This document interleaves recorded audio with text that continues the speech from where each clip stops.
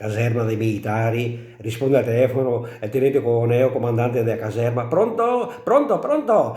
Buongiorno, mi sono la zia del caporal Sforsin, quello che sei in servizio lì da voi altri, sono la sua zia e mi comunico che se purtroppo sei venuto a mancare la sua mamma, e se lui può comunicare che lo sa, oh, che mi dispiace tanto, Sala, c'era una brava donna, sa, ma se è venuto a mancare, se lui può comunicare, io penso mi, sì, ora che pensiamo noi altri, che penso mi, però con discrezione, e se è una roba delicata, lui è tanto sensibile, sa, ma non si preoccupi, signora, non si preoccupi, stai tranquilla che penso mi.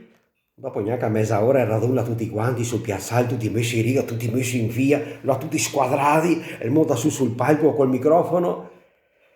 Chi de voi altri galpare la mare vivi e faccia un passo avanti, tutti quanti un passo avanti.